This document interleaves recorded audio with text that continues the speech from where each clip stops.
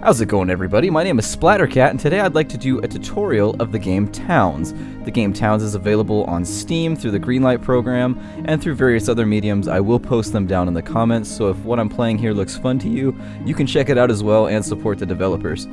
The first thing I like to do when I generate a map is it's going to look a little bit like this. It's going to start out paused, and if your villagers are nowhere to be seen, it's because they're hiding behind a tree like this. Mine are hiding behind a tree.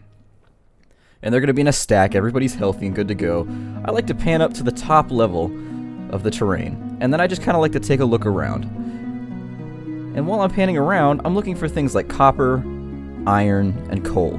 If you can find copper, iron, and coal on the surface, it saves you a bit of time later in having to search for them down below the surface, and it's a lot safer. You can just put a mining camp on top of them and just be done with it. But for now, it does not look like we have that kind of luck. But who knows, maybe we'll find it on the upper end of the map or somewhere else. Additionally, you want to take a look around and make note of any camps of enemies that are on your map. This is just going to be an area you want to keep an eye on, and I can actually already see one on my mini-map, but I'll show you in just a moment. And here's an enemy camp of froggies, so for the course of this tutorial, I'm not going to worry about my people getting killed too much. If they do, oh well.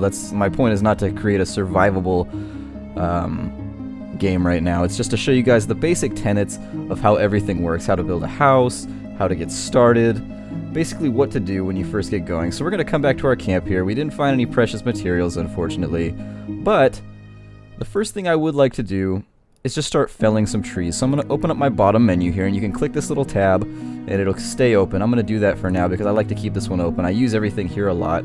We're just going to start felling some trees. And so we're going to kill these trees here. And one thing you want to be wary about when you start knocking over trees, and I just hit space to unpause the game. One thing you want to be careful about when you're felling trees is some of them are actually alive and they will come and kill your people. Also, you want to watch out for these carnivorous plants. You can harvest them, but an easy way to dispose of them in the early game is just to say to destroy them. So you right click and you go to destroy and it just goes away. And then it's not a problem you have to deal with. I'm also going to chop down these pine trees down here. Hopefully we don't get any tree keepers. And then another thing that's really important is your early game food supply. So I'm going to pause for just a moment. And keeping an eye out for any threats that I need to delete, like carnivorous plants, I'm just going to come down here and tell them to harvest up as much as I can with this harvest button right here. And that's going to ensure that they go through and they start harvesting things. Also, you also want to harvest every bit of wheat you can find in the early game. And there's a tree keeper right there. You can see they're fighting him. There's no way to distinguish it from anything else. We're going to lose a civilian here because it's apparently like the Grand Mac Daddy of tree keepers. And so there we are.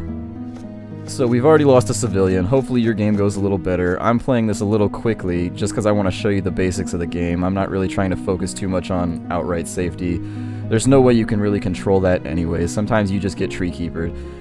As you can see, they're pulling all of the apples and pears off the trees here.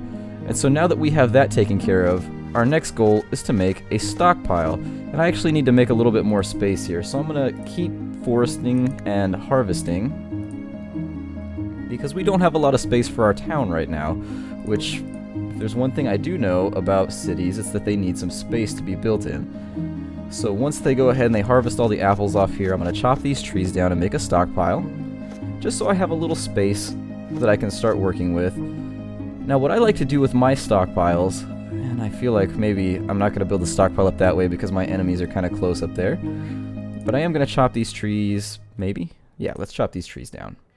So there we are. We're going to chop down these fruit trees. You need to take a close look at how many fruit trees you have, though.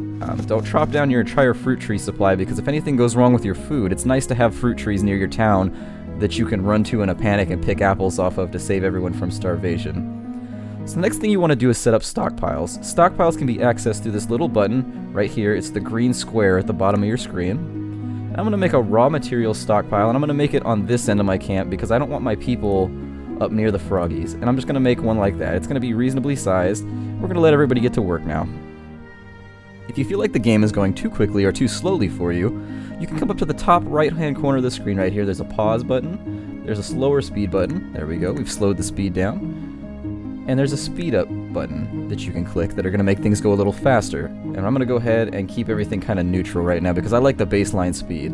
Another stockpile we're going to set up is raw food. This is where they're going to put things like wheat, uncooked meat. We're going to put that right there. Another thing you would like to do in the early game, this is really important, a lot of people miss this, is you're going to want to manage your stockpile, and you're going to want to go to miscellaneous, and you're going to want to disable bones, and you're going to want to go to miscellaneous, disable human corpses. Oop, I destroyed the stockpile on accident, my bad. Poor clicking skills. There we are. And I'm going to go back and do what I did. We're going to disable bones. We're going to disable human corpses. And we're going to disable human remains. And then we're not going to disable hides, but the reason for doing this is simple. Sometimes your people will move across the entire map just to pick up some bones from an NPC mob like a chicken that a froggy or a cow has killed, or a unifallow that was killed. There'll be bones laying on the ground. They'll go and they'll want to pick those up, and it will take them straight into the enemy camp, and it's just no fun. You end up with dead people. And then the final stockpile you're going to make is this prepared food stockpile. This is where apples, pears, bread, everything prepared is going to go. I'm making mine a little larger right now for no particular reason, just for the purposes of the tutorial. I just want to have a lot of space where things can be stored. After getting your stockpiles built, you'll see that everyone's going to start moving things around. You're going to want to take stock with the amount of food you have. For me, I have lots of apples and pears, so I've got a lot of time to play with. What I like to do at this point is go ahead and get some of my first zones built. Zones are basically the floor plans for your most basic structures. For carpenters, for masons, for iron and metal workers. So I'm going to click on this zones button right here. And I'm going to go to carpentry. And I'm just going to make a little 5x5 square. And you'll see it puts down the floor. Now, you don't have to build this. This doesn't cost you any materials. It's absolutely free. But you are going to want to outfit it, otherwise it's not much use to you. So on the right hand panel right here is where you're going to build all of your indoor stuff from.